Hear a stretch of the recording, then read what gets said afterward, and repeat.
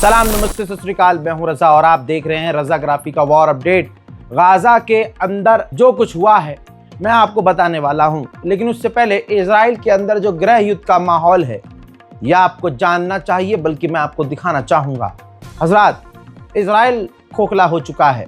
Israel की जनता खुद परेशान है कि नेतन्याहू बार बार माहौल ख़राब करके हमारे मुल्क को और हमको ख़तरे में डाल रहा है। वहाँ पर जो अल्ट्रा ऑर्थोडॉक्स यहूदी हैं वो शुरू से ही नेतन्याहू के ख़िलाफ़ हैं, बल्कि उनका ये कहना है कि ये जो नेतन्याहू है ये ज़बरदस्ती जंग कर रहा है, ज़बरदस्ती माहौल ख़राब कर रहा है और ये फ़िलिस्तीनियों पर जुल्म कर रहा है। अल्ट्रा ऑर्थोडॉक्स यही कहते हैं। ऐसे में इजराइल को, जैसे इजराइल की हरकतें हैं, उसको सेना की कमी हो रही है, फ़ौज की कमी हो रही है, तो उसने कानून लागू कर दिया कि जितने लोग हैं मैक्सिमम ज़्यादा से ज़्यादा लोगों को इजरायली फ़ौज में भर्ती किया जाए। अब कानून वहाँ का सख्त है कि भैया अगर आप इजरायली हैं तो आपको 1 साल 2 साल 3 साल आपको इजराइल की फ़ौज में काम करना होगा। अब ऐसे में अल्ट्रा ऑर्थोडॉक्स जो यहूदी हैं वो फ़ौज में जाने से इनकार कर रहे हैं, और इजराइल की फ़ौज ने क्या किया, गलती ये कर दी कि कईयों को मार पीट कर गिरफ्तार कर लिया। अब इसके बाद जो प्रदर्शन आज इजराइल के अंदर हुआ है, पूरा इजराइल अल्ट्रा ऑर्थोडॉक्स इजरायलियों से हिल रहा है। वो इजराइल की सरकार नेतन्याहू के खिलाफ प्रदर्शन कर रहे हैं और सेना में नहीं होंगे शामिल, ये साफ ऐलान कर रहे हैं।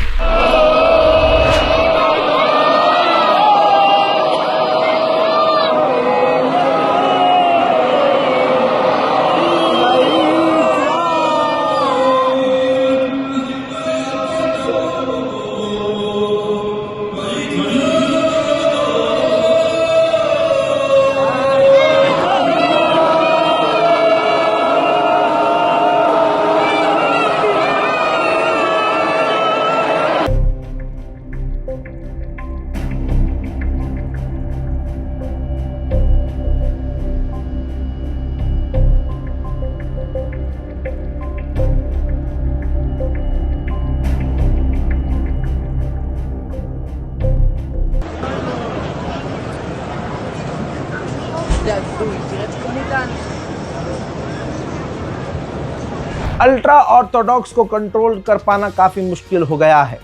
इजराइल पूरा हिला हुआ है, यहाँ तक कि अल्ट्रा ऑर्थोडॉक्स इजरायली जो पत्रकार हैं जो नेतन्याहू के लिए काम करते हैं उनके ऊपर हमला भी कर रहे हैं।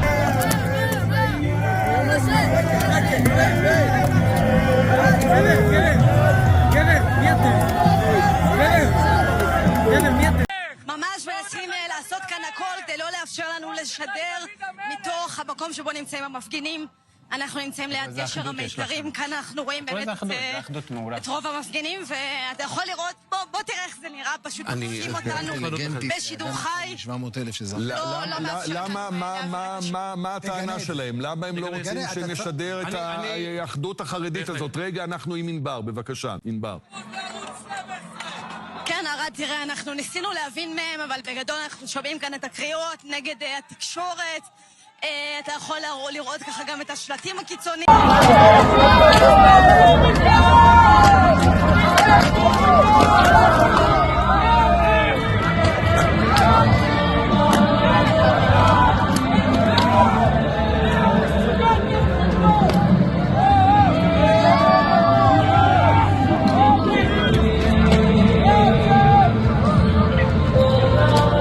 हजरात, हालात इतने ख़राब हैं, ज़रा इस तस्वीर को देखिए। इजरायली जो लोग हैं अल्ट्रा ऑर्थोडॉक्स, वो इजराइल के अंदर ही इजराइल की फ़ौज के सामने इजराइल का झंडा जला रहे हैं। ये कमाल की चीज़ आप देख लीजिए। पूरी दुनिया में पैसे और ताकत के दम से ढोल पिटवाने वाला अपने ही घर में नंगा हो रहा है। वहीं दोस्तों, मामला इतना आगे बढ़ चुका है कि अल्ट्रा ऑर्थोडॉक्स के जो धर्मगुरु हैं उन्होंने ये तक कह दिया है कि अगर हमको ज़बरदस्ती सेना में शामिल किया जाता है तो हम इजराइल छोड़ देंगे। इजराइल के गुलाम नेतन्याहू के टट्टू ने, यानी डोनाल्ड ट्रंप ने धमकी दी है हमास को कि येलो लाइन के बाहर जहाँ जहाँ आप मौजूद हैं, जहाँ जहाँ आप इस वक्त गाज़ा में हैं, येलो लाइन के बाहर जो इलाका आपके लिए छोड़ा गया है उसके बाहर अगर आप निकले हैं तो वहां से हट जाइए, क्योंकि इजराइल बड़ा हमला करने वाला है। उधर नेतन्याहू ने धमकी दी है कि इंटरनेशनल मिलिट्री फोर्सेस यानी America, Germany, France, Jordan, Egypt, Qatar, इन देशों की फौजों ने अगर हमास को डीमिलिटराइज नहीं किया, हमास से हथियार नहीं छीने, हमास से हथियार नहीं डलवाए, तो हम खुद ये काम करेंगे और हमास को मिटाएंगे, हमास पर हमला करेंगे। रशिया एक लंबे समय के बाद बोला है दोस्तों, रशिया ने कहा है कि वेस्ट बैंक पर जिस तरह से इजराइल कब्जा कर रहा है, इससे मामला और बिगड़ जाएगा। उधर हमास ने 2 और इजरायली लाशों को तलाश करके इजराइल को सौंप दिया है। फ्रांस ने अपनी एक फौज की टुकड़ी को इजराइल के बॉर्डर पर भेजा है ताकि वो सीज फायर पर नजर रख सकें। लेकिन ये तमाम हिजड़े हैं हजरात मोहतरम, ये सभी के सब हिजड़े हैं। इजराइल हमला कर भी रहा है, इनके वहाँ अमेरिका की फौज बॉर्डर में मौजूद है, 1-2 देशों की और अब फ्रांस की भी फौज मौजूद है। इजराइल के अंदर जाकर बॉर्डर की तरफ जाकर खड़े हो गए, वो अपनी तैनाती उन्होंने वहाँ करी है। लेकिन तमाम चीज़ों के बावजूद इजराइल की फौज गाजा पे हमला कर रही है। वहीं दोस्तों बहुत कुछ होने की संभावनाएं हैं, क्योंकि प्रूफ ये आ रहा है, रिकॉर्ड में ये बात आ गई है कि अमेरिका के मिडिल ईस्ट के जो सेंटॉम के कमांडर हैं, अमेरिका का वो कमांडर जो मिडिल ईस्ट के लिए है, उससे नेतन्याहू ने मुलाकात की है। हजरत आपके फ़ोन में अमेज़ॉन है ना, डिलीट कर दीजिए। गूगल है, गूगल का क्रोम इस्तेमाल मत कीजिए, गूगल इस्तेमाल मत कीजिए, आप सफारी इस्तेमाल कीजिए। सफारी नहीं तो बहुत सारे ऐसे इंटरनेट चलाने के लिए ऐप्स मौजूद हैं, आप वो इस्तेमाल कीजिए। यहाँ तक कि देखिए हम गूगल पर निर्भर हैं, तो जितना हम कम यूज़ करें उतना ठीक है, क्योंकि जो चीज़ पूरी तरह से छोड़ी नहीं जा सकती उसका कम से कम इस्तेमाल किया जा सकता है। अब ये मैं क्यों कह रहा हूँ सुनिए। लीक डॉक्यूमेंट से खुलासा हुआ है कि गूगल और अमेज़ॉन ने इजराइल से डील करी हुई है कि अगर हम अपना डेटा किसी दूसरे मुल्क को बेचेंगे या देंगे तो उसको देने से पहले हम इजराइल को जानकारी देंगे। हाँ, आपको ये खतरा नहीं लग रहा है, लेकिन इजराइल कितना हम लोगों पर नज़र रख रहा है, सभी पर, जो अमेज़ॉन ऐप चला रहे हैं, जो गूगल चला रहे हैं। सोचिए कल को कोई तीसरा देश कहता है इनसे पैसा देके कि भाई आप हमें डेटा दीजिए, हमें काम है ना, अरब देश है कोई और देश, तो या अमेरिका, जर्मनी, कोई और देश, तो ये तमाम जानकारी पहले अमेज़ॉन और गूगल इजराइल को देंगे कि पापा फलाने देश ने ये डेटा मांगा है और इजराइल ऐसा क्यों कर रहा है पता करने के लिए, क्योंकि भाई इजराइल नहीं चाहता कि भाई जिस डेटा का उसके पास इंफॉर्मेशन है, जितना डेटा उसके पास है, वो डेटा किसी और के पास जाए। यानी अगर फॉर एग्जांपल ऐसा लगता है कि मान लीजिए ईरान ने या कतर ने या किसी मुस्लिम देश ने गूगल से कहा कि भाई आप हमें डेटा दीजिए, है ना, तो डेटा लेकर वो ये पता लगाएं कि भाई यहूदी कहाँ कहाँ बसे हुए हैं, क्या क्या कर रहे हैं, कहाँ कहाँ एक्टिव हैं, तो उससे पहले इजराइल को पता चल जाए कि अच्छा ये जो मुल्क है, ये इसके अंदर के ये गवर्नमेंट है, ये इनसे डेटा ख़रीद रही है।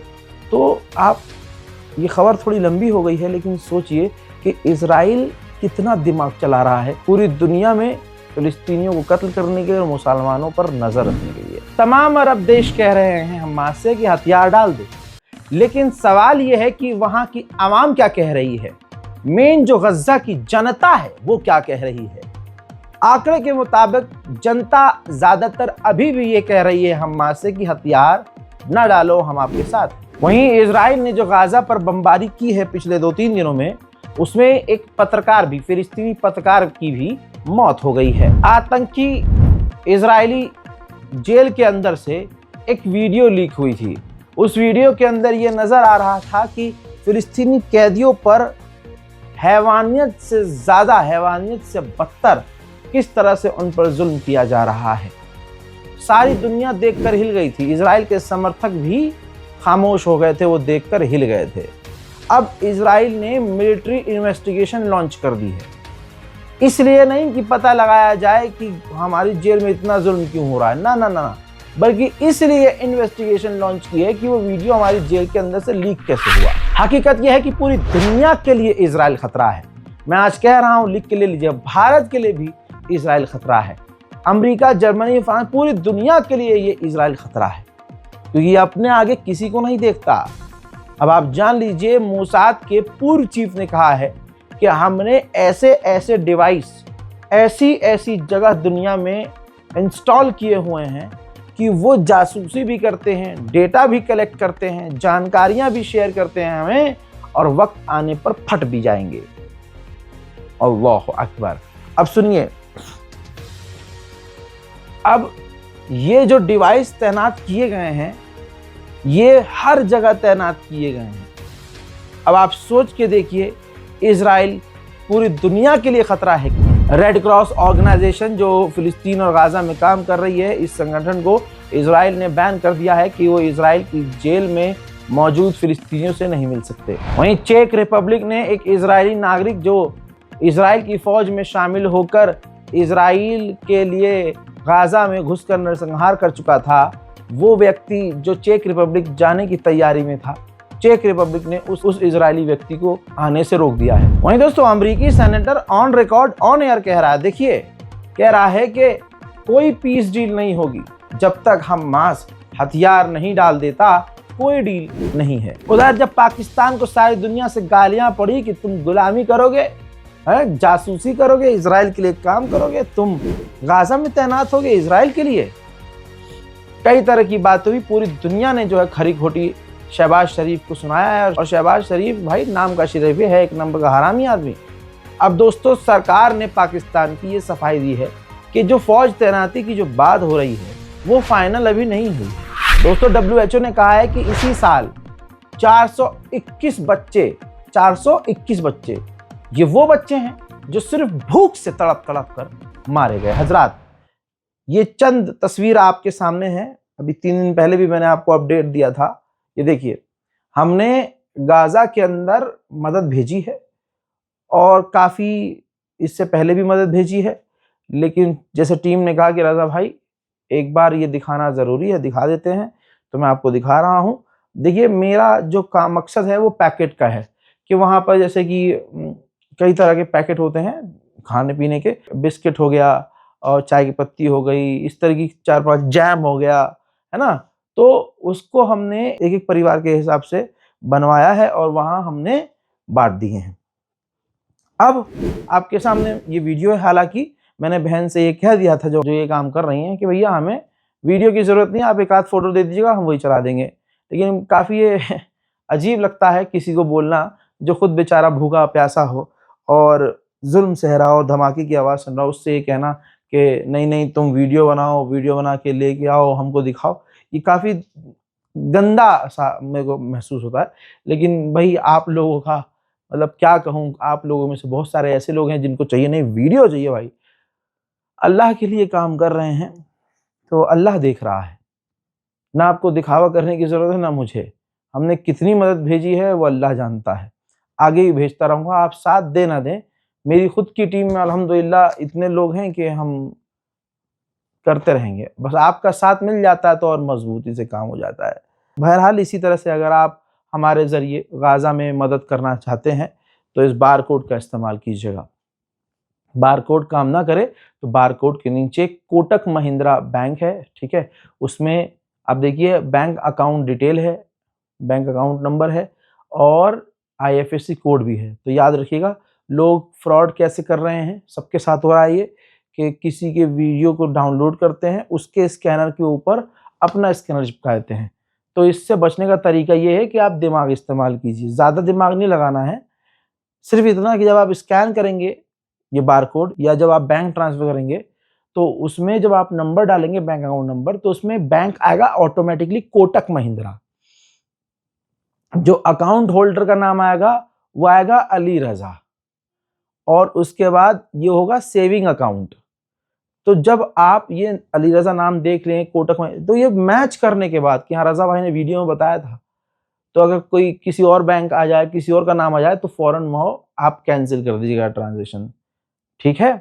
आगे बढ़ते हैं। गाज़ा के अंदर जो किडनी पेशेंट्स हैं वो तमाम किडनी पेशेंट्स में से 40% किडनी पेशेंट्स बिना इलाज के मारे गए हैं, क्योंकि इजराइल ने उनको गाजा से निकलने की इजाज़त नहीं दी, जिसकी वजह से उनको इलाज नहीं मिला और वो तड़प कर मारे गए। मोहतरम हजरात, आज के इस वीडियो में इतना ही, इस अपडेट में इतना ही। लौट रहा हूँ थोड़ी ही देर में आपके सामने। फ़िलहाल श्रीनगर में हूँ और यहाँ इंटरनेट तो ठीक है, लेकिन मैं और भी ऑफिशियल अपने काम से आया हूँ तो इतना समय नहीं है, लेकिन फिर भी आपके सामने मैं आता रहूँगा, अपडेट देता रहूँगा। इस रिपोर्ट को शेयर कीजिए। अगर आप फेसबुक पर ये देख रहे हैं वीडियो, तो ये याद रखिएगा, मैं फेसबुक पर वीडियो नहीं डालता हूँ।